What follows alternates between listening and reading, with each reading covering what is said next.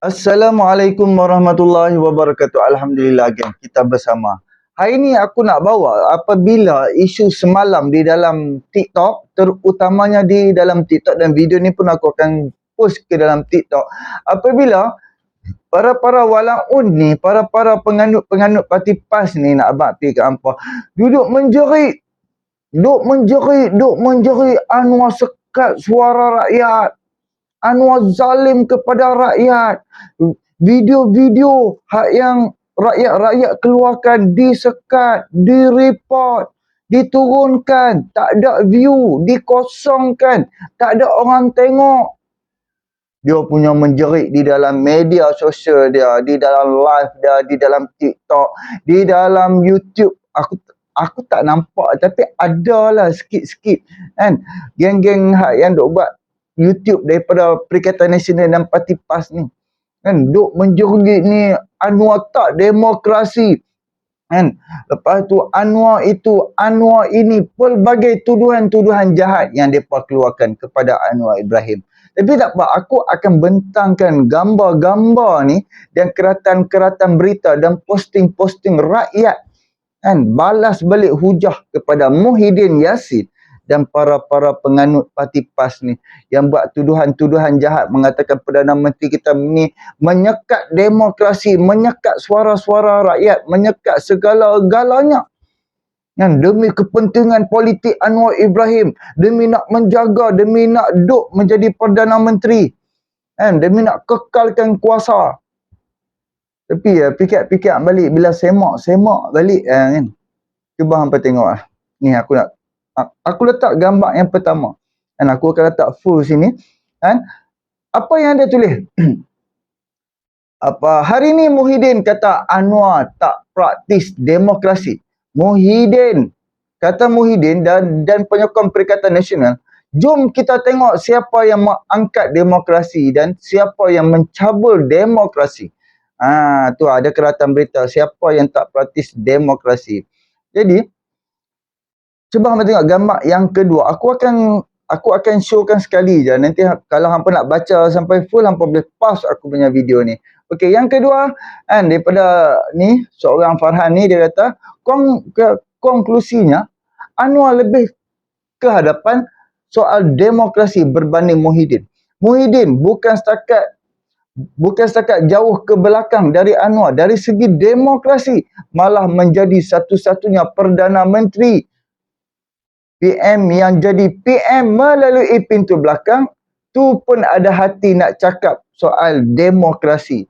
Hang dah lah dengan cara hang tebuk atap je, hang meruntuhkan kerajaan lalu, hang membeli, hang menarik ataupun hang mengugut ahli-ahli parlimen daripada PKR, main menyokong hang, mengukuhkan di bawah hang, dan hang tubuh kerajaan hang. Dan hang pergi ajak gegar pembangkang tubuh kerajaan. So cara macam ni hanya zaman Muhyiddin saja. Hang tak biasa sembang soal demokrasi lah Muhyiddin. Demokrasi yes, ada kebebasan bersuara. Tapi tak apa, aku akan masuk pula soal kebebasan bersuara lagi. Jadi kita tengok gambar yang seterusnya. Dia kata, ini pula bonus untuk Muhyiddin sebagai PM. Kenalah ada telok berdepan dengan media. Anwar belum pernah lari dari wartawan dan tak takut live. Muhyiddin baru nak buat live terus cuak live live.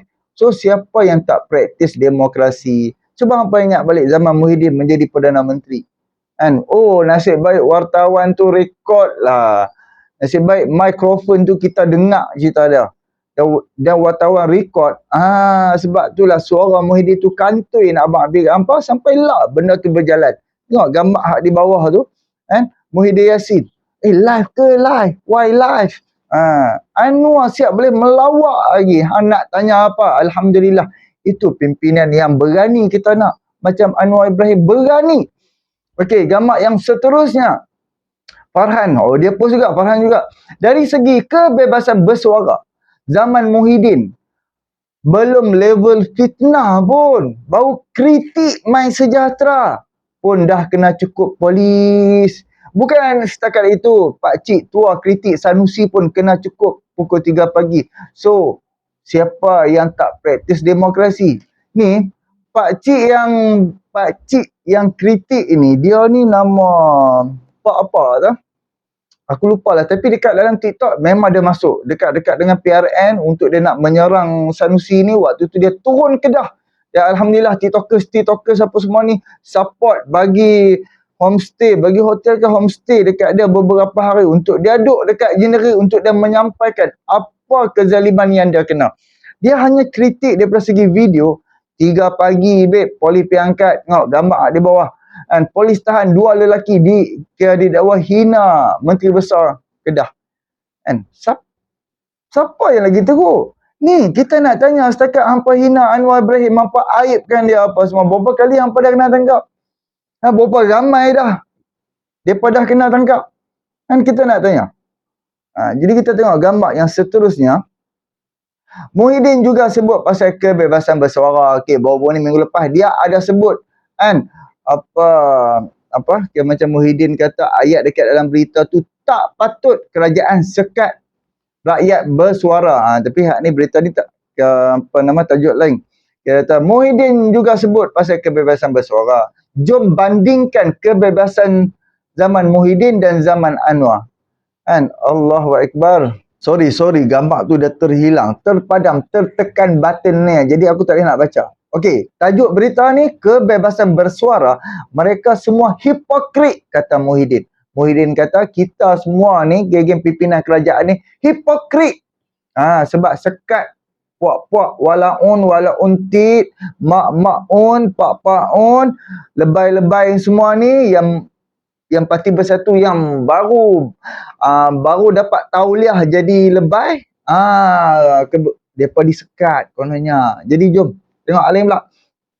Okey, dari segi kebebasan bersuara zaman Muhyiddin, Al Jazeera buat laporan pun siap diserbu bagai. Zaman Anwar tiada pun insiden macam ni. Tak ada pun insiden macam ni, nak abang pergi gambar.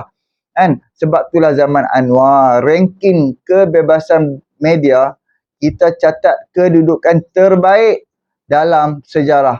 So, siapa yang tak praktis demokrasi ni, Muhyiddin? Apa boleh tengok ni, berita ni. Indeks kebebasan media di kedudukan terbaik dalam sejarah Malaysia. Hampa boleh tengok. Tapi kan, memang kita terbaik. Alhamdulillah, berita, laporan yang dikeluarkan memang kita terbaik. Tapi kita punya duk kena hadap ni, puak-puak lebay ni, kita duk kena hadap ni, cerita gila-gila punya. Bukan setakat dihina, dimaki, dicerita, diaibkan. Allah. Tapi itulah kita tak apa. Aibkan orang, tak lama hang akan kena balik lah. Tu je. Allah Maha Adil. Kalau tak kena ke hang, kena ke anak-anak cucu hang. Tu je pun. Sebab tu lah kan. Kita jangan main peribadi. Kita jangan aibkan secara peribadi. Jangan menghina peribadi. Jangan mencerca segalanya. Sebab benda ni, bila kita melampau, kena balik, babe. Jadi jom kita tengok seterusnya. Dia kata, Muhyiddin adalah Perdana Menteri, seorang PM8, seorang lagi PM10. Apa asas demokrasi yang seseorang Perdana Menteri kena buat? Kena buktikan yang mereka ada sokongan majoriti. Anwar jadi je PM, dia terus usulkan undi percaya untuk tengok berapa ramai sokong dia. Akhirnya usul lulus dan Anwar terbukti ada majoriti. Muhyiddin bukan setakat tak berani usul sendiri, siap tolak usul pembangkang untuk cek. So siapa yang tak praktis demokrasi ni nak abang pergi apa? Cuba apa tengok kan. Parlimen pun takut nak buka. Sebab apa dia takut buka sidang parlimen? Dan dia minta darurat. Dia minta darurat 2 kali nah. Mula-mula Agung tak bagi. Kali kedua baru Agung bagi. Sehingga kan Agung sendiri kena titah supaya buka sidang parlimen. Barulah buka. Itu pun nak cuba hampa tengok kan. Daripada first, kalau hampa flashback balik, kalau hampa follow Iswadi Moni daripada zaman dia live, dia dah keluarkan kenyataan itu. Kan? Dia dah keluarkan kenyataan tu, mulalah geng-geng walaupun ni pergi buat laporan apa semua. Beberapa hari selepas tu, terus Alhamdulillah, ada persidangan. Lepas tu barulah kecoh, barulah Raja-Raja Melayu yang di-Pertuan Agong desak supaya bagi arahan buka sidang parlimen, baru buka. Dan ini semua Allah yang atur. Sama ada Kawan tu kena dakwa, so dia terpaksa kena hadap lah. Sebab kenyataan tu dia yang keluarkan Iswadi. So dia hak tu memang dia kena hadap. Tapi asbab suara dia, alhamdulillah kita boleh tengok sampai sidang parlimen boleh buka. So cara minta darurat elok. Cara tarik darurat pula secara kurang ajar, tengok gambar Taqiyuddin tu. Kan? Tanda-tanda PM hilang sokongan, usul undi tidak percaya, tidak akan didahulukan. Hampa boleh tengok ni. Waktu zaman Perikatan Nasional di bawah Muhyiddin Yassin. Okay, Anwar Ibrahim, usul percaya lulus dengan undian suara. Anwar kekal Perdana Menteri. So kita tengok gambar seterusnya. Apa respon daripada sahabat ni? Satu lagi, tiang demokrasi adalah parlimen. Apa berlaku zaman Muhyiddin? Dia tutup parlimen dan tak benarkan bersidang lama.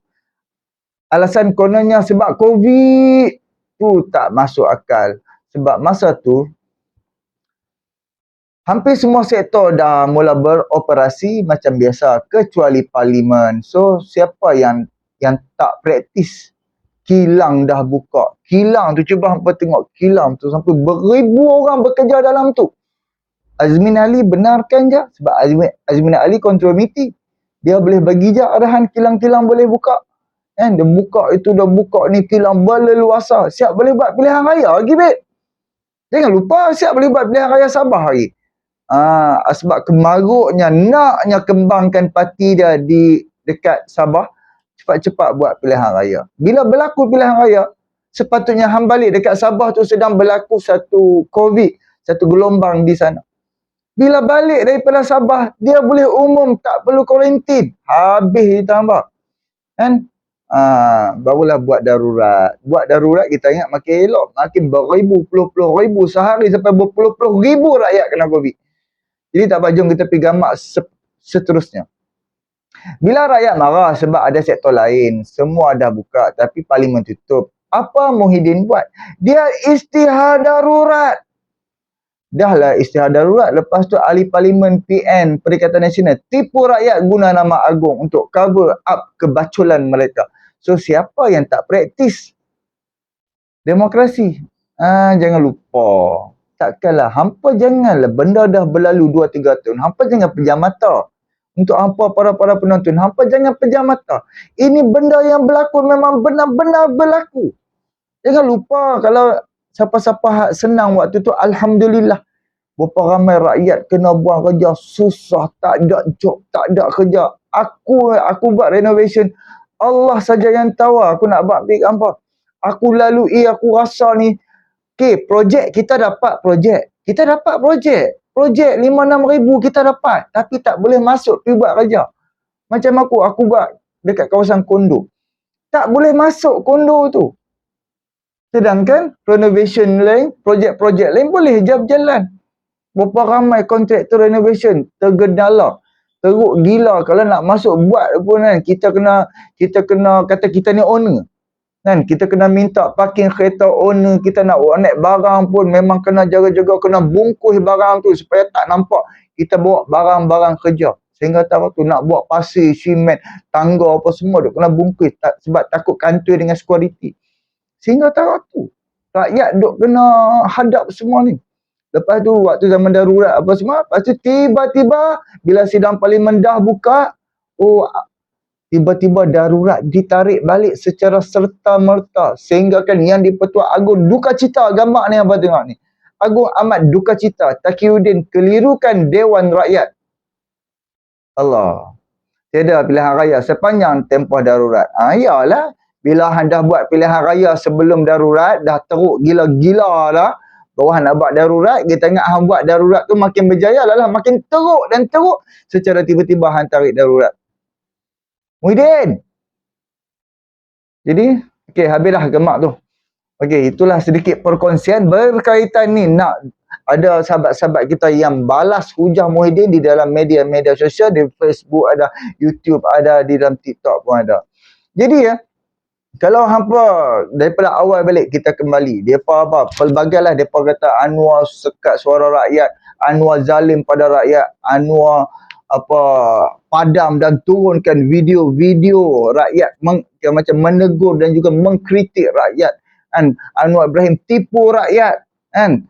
Lepas tu tak tunai janji PMX apa, dia tak bantu rakyat, PMX jadi PM, rakyat makin susah.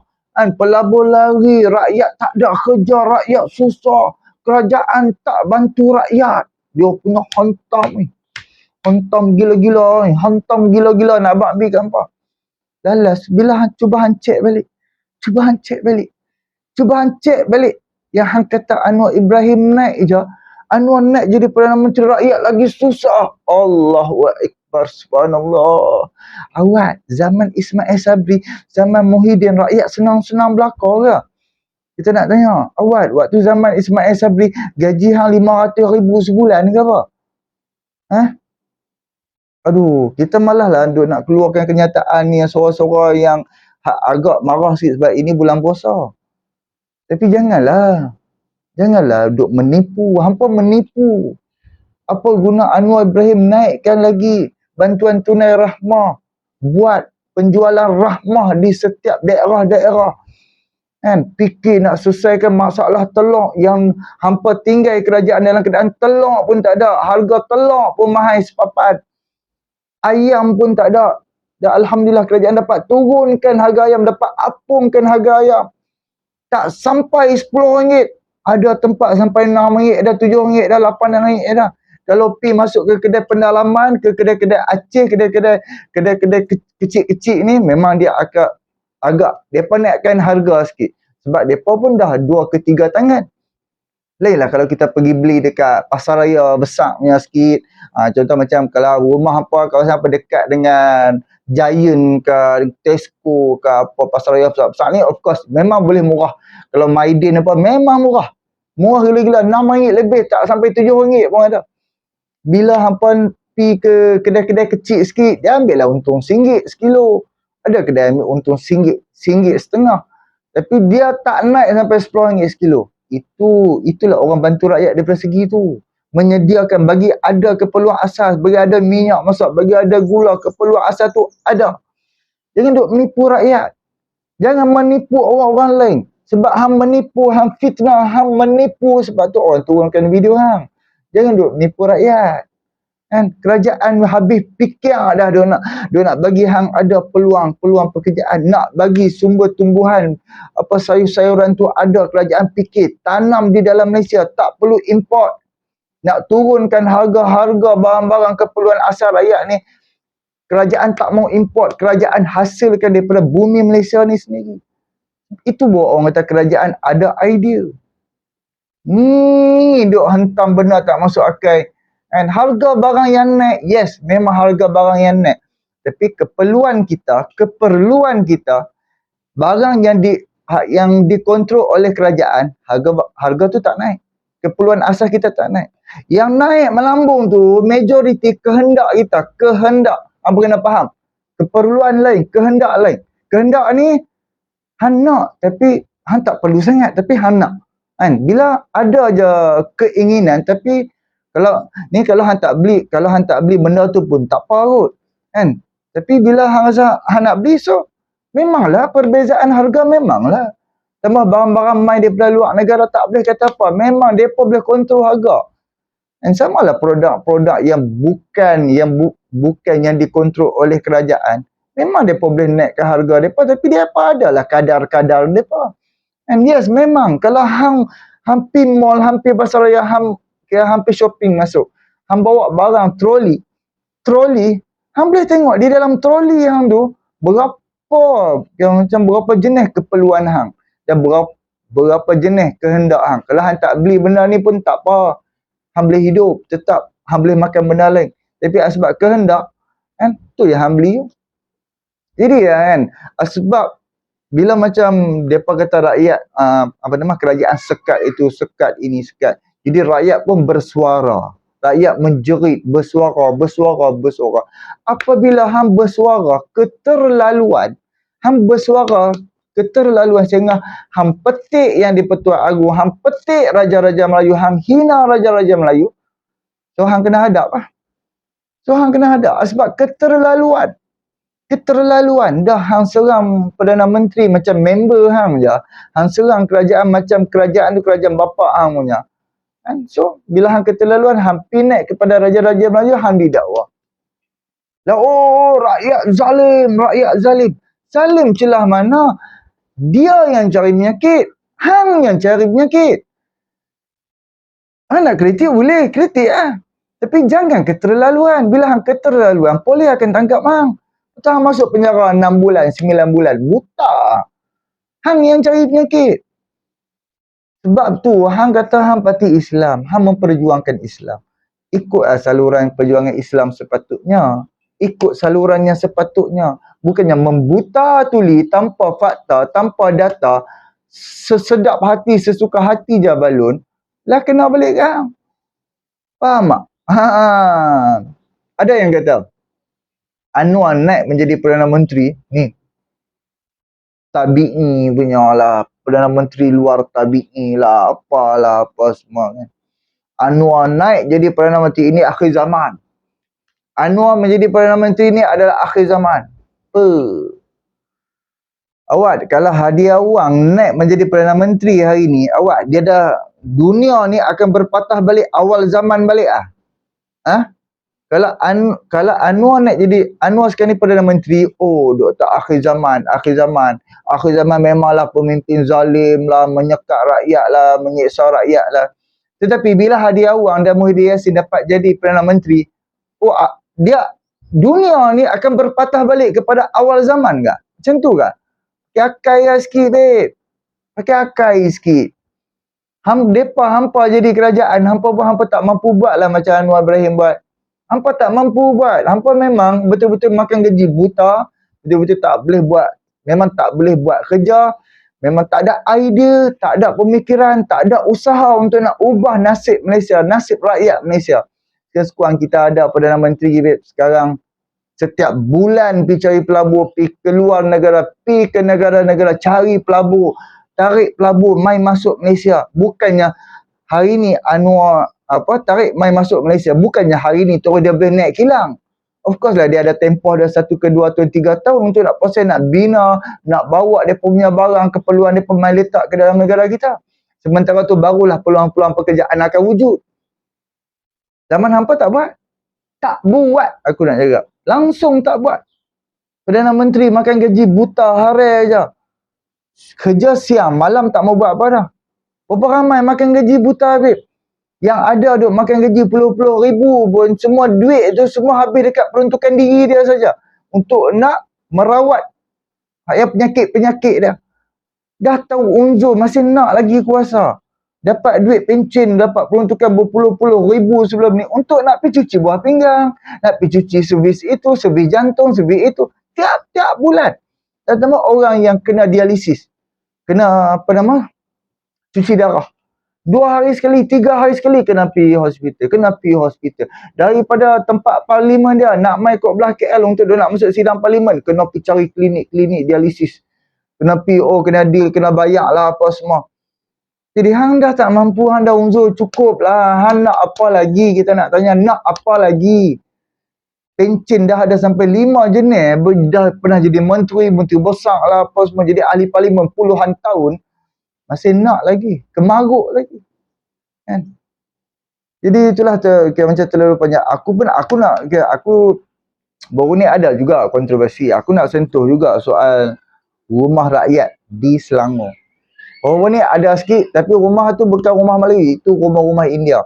Dan aku tak pasti dekat kawasan mana, tapi aku dah layan juga live TikTok. Kan? Bila aku tengok live, orang yang buat live TikTok tu, bukannya daripada site kerajaan, site berita harian ke, berita itu, berita no. Harakah Daily Selangor, hak yang wartawan yang menceroboh masuk ke kediaman rumah Menteri Besar Selangor. Itulah nama apa tahu kawan tu. Hak yang menceroboh, hak menyorok dekat dalam kosen kereta belakang kosen tu untuk nak masuk kediaman rumah Menteri Besar. Kan?